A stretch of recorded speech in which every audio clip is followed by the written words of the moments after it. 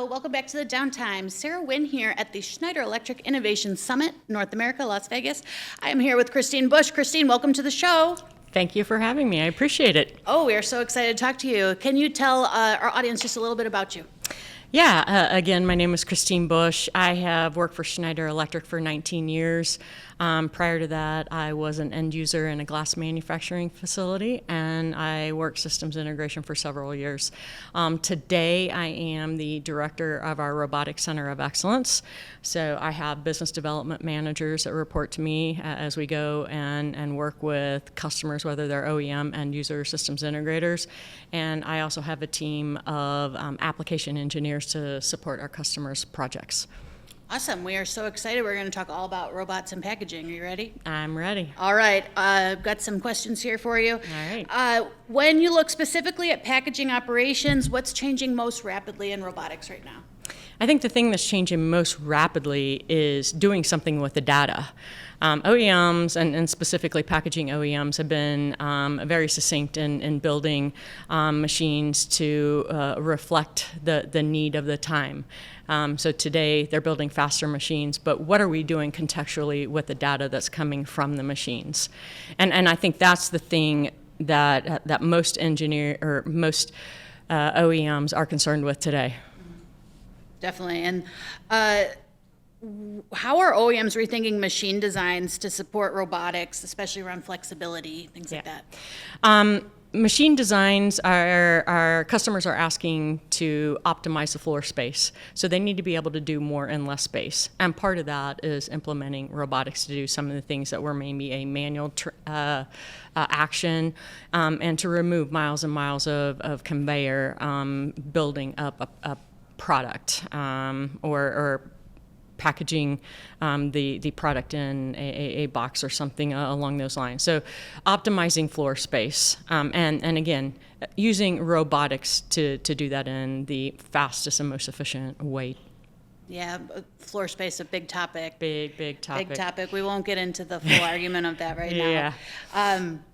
In terms of energy efficiency, packaging lines are under pressure to improve energy efficiency.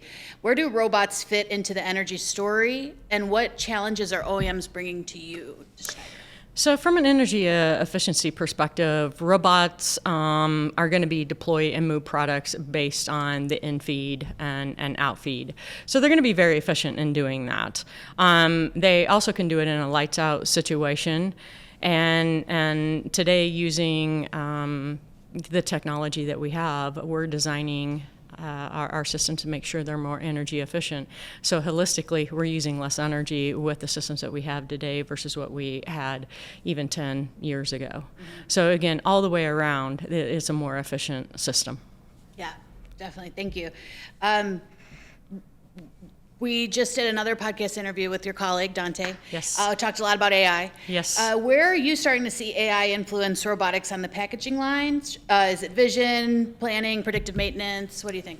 I see it used in all of those. So it's taking advantage of the artificial intelligence in both vision systems, making sure that the path profiles are being generated based on product coming at them. So we have several customers specifically labeling products, labeling boxes, and sometimes there's variability in box size or product size as you do a changeover from one product to the next, or packaging different sizes of boxes. So artificial intelligence is consistently looking at the product coming at it, and you don't necessarily want to have to wait for a changeover. You want to have that fluid changeover from one size to the next. And so artificial intelligence is allowing that label to be moved as the product is changing. Same thing with the box size. It may be higher in one run versus another run, and the profile of the move needs to change fluidly as the product changes. Gone are the days where we shut the line down and do a tool change out for 8 hours and then start the production run up. So again, everything needs to be fluid today. Fluid, I love that. And is there a packaging use case that you've worked on or a recent deployment that made you think this is where robotics are heading next?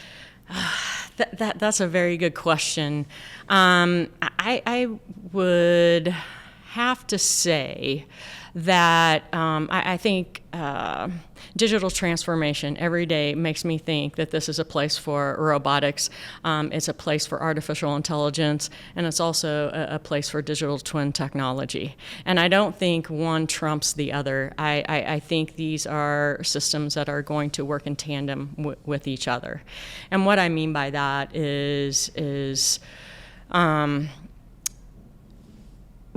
the machine needs to learn, and that's going to be part of the digital transformation. But in the same regard, we need to start to use artificial intelligence so that we can test and validate a machine learning function before it's deployed to the field.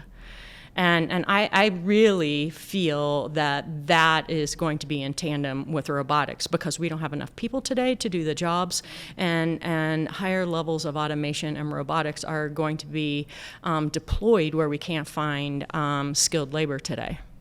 I was just going to ask a sidebar question, skilled labor, anything else you may want to add? You seem very passionate about that. Skilled labor, yes. Most studies are indicating that between now and 2030, there will be around 2 million open jobs, and jobs where skilled labor is needed. We have onshoring, whether it's in life sciences or general manufacturing, and so that's just going to catapult it.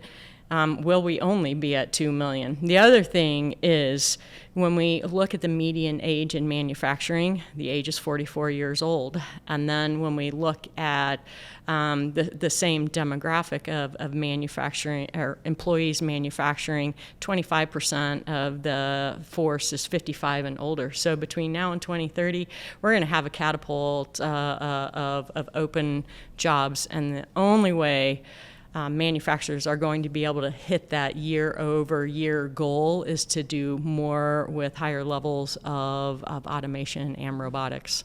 Yeah, it really fits in well that you and I first met at Automate. Yes. So much automation on the mind. For OEMs considering robotic integration, what advice would you give? Deploy small and then scale to a large deployment. I was also advised start with a simple motion profile, and then again scale to a more complex profile. What it's going to afford you or what it's going to afford OEMs and end users is price point. The easier the motion profile, the more economical the solution is going to be. The more complex the motion profile, the more expensive the solution is going to be, because it's a more complicated function. Yeah, thank you for that. And looking ahead to 2026, what do you think will be the biggest robotic shift or trend for packaging automation? I think the biggest trend is going to be with the digital transformation, and I think end users as well as OEMs are going to stop the mentality of running to a failure. And with the data being collected, because we've never collected more, but with that data being collected, we're going to have smarter machines out in the field, and so we're going to be running to a repair. And the machines are going to have KPIs, and the machines are also going to say, you know what, in 2 weeks, I need to go down for repair, and these are the items that need to be addressed. And so I think that's where we're going to go future state. Yeah. No more run to failure. No? Future state? Well, Christine, thank you. I have one question left for you, but I will leave the floor to you. Is there anything else you may want to add about your experience with Schneider, working with OEMs, machine builders? I think it's a very exciting time to be working with OEMs and machine builders in this packaging space. I think technology is going to change. Well, it is changing faster than I've ever seen it, and that's going to afford us to have higher throughput and smarter systems out in the field for our end user customers. I'm going to stop you there real fast. In terms of the technology shifting and changing, you said you've never seen anything like this before. How do you approach day to day with things changing so rapidly? With things changing so rapidly, it's forcing us to think about how we design our products and solutions and how we can make them more agile in the future. So we are no longer designing without flexibility in our systems and our products. Thank you. I appreciate that. Oh, That was you're an welcome. extra question. And then I got one fun one for you at Okay. the end. We are here in Las Vegas. I have to ask, what is the biggest bet Schneider is making in robotics right now that you think the whole industry should be paying attention to? I think the biggest bet that we are making a play on, and you've already talked about this with Dante, is we're going large when it comes to our motion controllers with our M660. Instead of today having 130 axes with our current processor, we're going big and we're scaling up to 130 axes on our M660 platform. And it's going to be a game changer. It is not going to be one or two controllers for a system. It's going to be a single system to control all the motion profiles and robotics in large, complex OEM pieces of equipment. You heard it here first. All right. Thank you, Christine, for joining me. Thank you. I really appreciate your time today. Appreciate it. Thank you. All right. Thank you.